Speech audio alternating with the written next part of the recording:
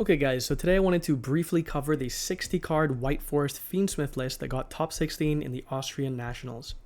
Usually I wouldn't spend a video covering just one deck list, but I keep getting questions about it, and I guess because it is a 60 card list, it's interesting enough that I should go over it.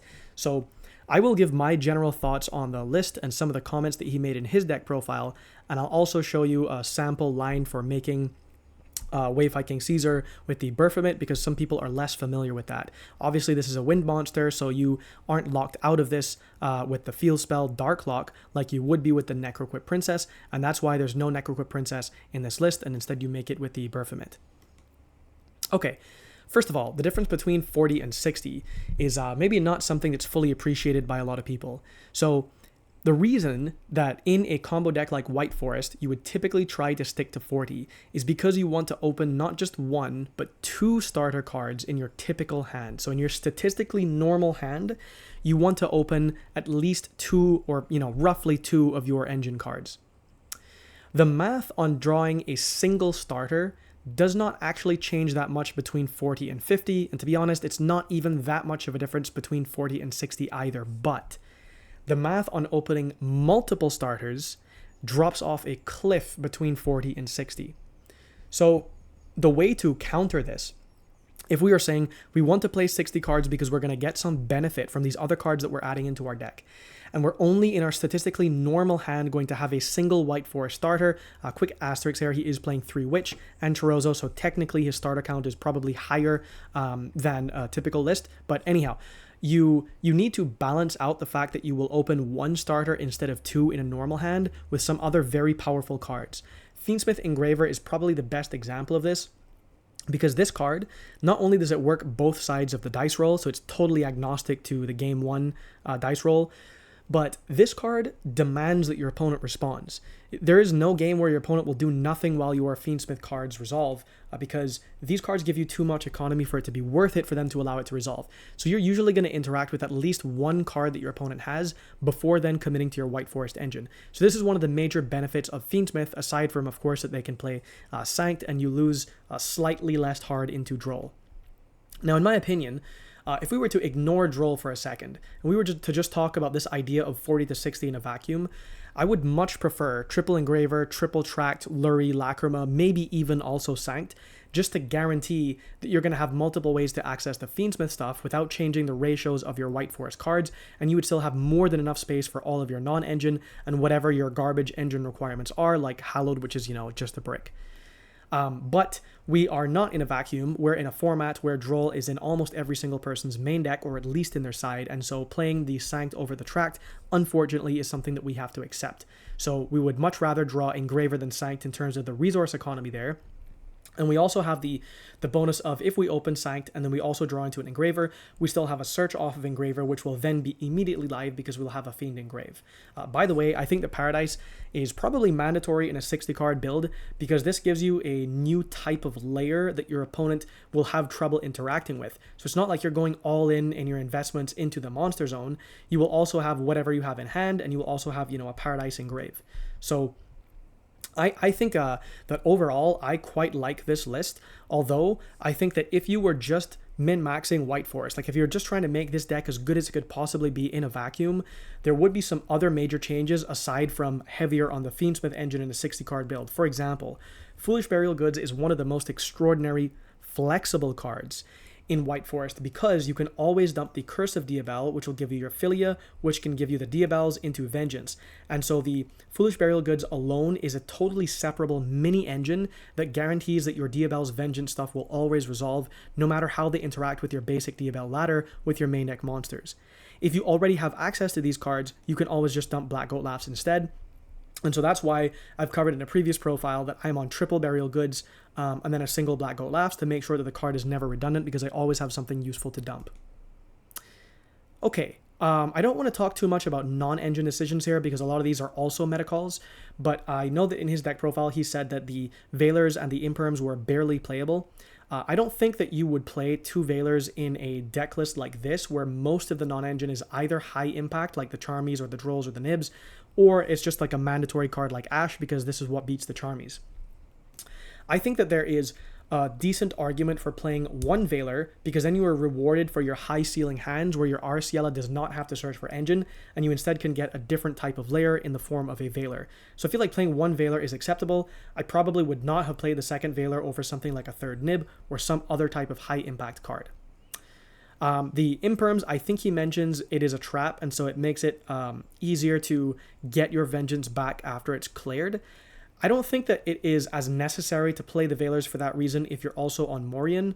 And Morian is one of those cards that is very, very hard to compare to other Sinful Spoils targets because it's really a utility card with horrible ceiling, but most of the other targets or all of the other targets don't have the utility that this card has. Like, this is a trap that you have access to, that vengeance can banish to come back if you've lost it the first time and you've already gotten rid of your curse, so you have no more traps. And then you can recycle this off of Wanted, so you'll continue having access to it. Like, that's a very, very strong type of resource to have in a resource economy deck. So I think overall that I quite like his list. The only thing that I disagreed on in his deck profile is he has a section where he talks about cards that you shouldn't play that maybe a lot of people consider playing, and he lumps together Scourge and Aface and Woes. I think that you should always or almost always have an in-archetype ceiling card in your side deck for a couple different reasons. First of all, Woes or Aface are cards that can dramatically change the ceiling of your end board.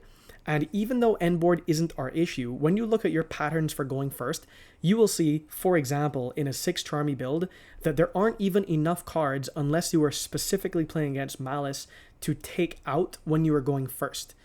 Having a card like Woes, which is searchable, and also works with Thrust, I think is an excellent type of card to add to your side deck patterns, and it only costs a single card while being a part of your actual game plan. Unlike, for example, a copy of Thrust, which can be very useful and does interact well with your cards, but because you can't search it, it's not really like a part of your game plan. But Woes is. So I feel like playing something like Woes is like the middle ground between super ultra high ceiling like Aface, but has harder setup to accomplish. And yes, there's some setup required. You do need one other body to complete the Synchro Summon, but the setup is not that hard to accomplish. And the ceiling it gives you is pretty decent. Maybe not as good as the absolute best case Aface scenario, but it's still a very, very good ceiling card. So that's my only comment that I would make there. In terms of the extra deck, I don't really have anything to say. I do think that in the Fiendsmith version, Sol seems to be better than Guardian Chimera. Okay, let me show you the a basic line with the Baphomet stuff. So I'm just going to start with a basic LZ hand here to illustrate why Baphomet still works.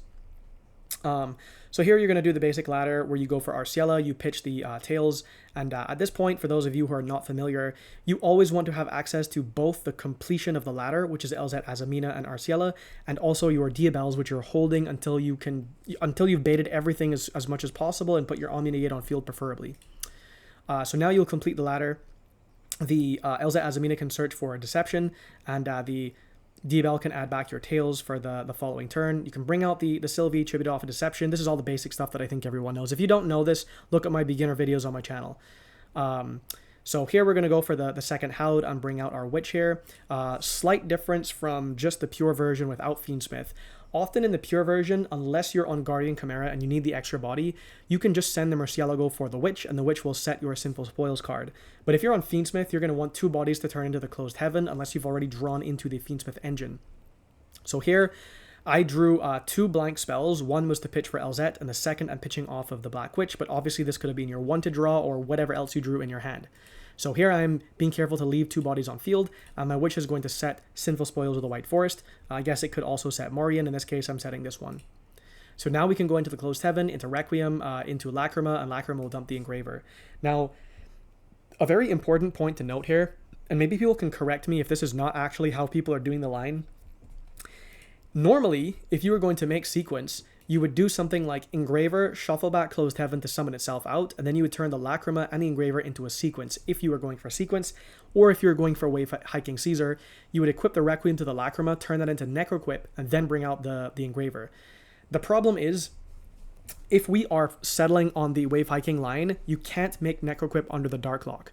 So whether you got to the Azamina stuff or not, so whether this card is even on field or not, if you are currently Dark Locked, Or even if you're not dark locked, but you've built your deck for the dark lock, you have to make a Baphomet here. You can't make the Necroquip Princess. So I don't want to use my Engraver summon effect from the grave. And again, I don't know if there's another way to do this, so let me know if this is wrong or if there's another way. So instead, what I'm going to do is here I'm going to summon my Diabell's the White Witch. I already have my Omni Negate on field, so I feel relatively safe in doing this. I'm going to pitch the Sinful Spoils the White Forest, which will reset itself, and I'm going to dump the Curse, which is going to give me the Philia. If you don't have the Omni Negate on field, you would prefer to make the Wave High King before you do this, and in that case, it may be better to use your Diabell Queen as the other material, so Lacrima and Diabell Queen for the sequence, even though that feels really horrible to do. Or if there was any other way that you had any other body on field, you would just use that instead. Anyhow, we're now going to turn the Diabells and the Lacrima into the sequence, and another important point to note here, the whole point of having Lacrima and Requiem in a rotation is for Paradise. So when you sequence the Shuffle Back 2, you do not want to get rid of the Requiem or the Lacrima. And you are going to have to shuffle something back off of Engraver. So instead what I'm going to do is the Diabell's is an illusion and the Engraver is a fiend. So I can summon the Baphomet with those two cards because it's two monsters with different types, but they have to be Beast, Fiend, or Illusion. So the Diabell's is an illusion and the Engraver is a fiend. So I've left the Requiem and the Lacrima engrave for the Paradise play. And when the Baphomet is summoned, I can declare his effect to dump. So the effect is... if this card is fusion summoned, you can send a Beast, Fiend, or Illusion monster from your deck to the graveyard.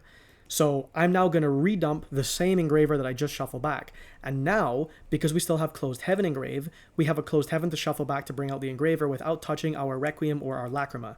And so now you have two level 6 Fiends, and there was no Dark on field so for the Wave High King stuff. So now you can turn those into the Wave High King Caesar, and you're fine, basically. Here you can activate the Philia and get the Vengeance, and now you can, banish 2 from grave to summon the Vengeance. By the way, oops, I clicked off that way too fast. By the way, with the... Where did I put this? With the Philia effect to gain 500 attack, you will turn your monsters off if your opponent chooses to make Typhon. That doesn't matter if you, for example, have searched Valor or you have some other interaction to stop the Typhon. But if you are worried that you may lose for some reason to a Typhon, you should not use the Philia Banish. So that's the basic idea there. Let me know if there's a more efficient way to do that latter. Those are my thoughts on the deck. If you have any questions or suggestions, feel free to let me know. Feel free to join the Discord where I'm very active. You can @ me if you want any feedback on anything. And thanks for watching.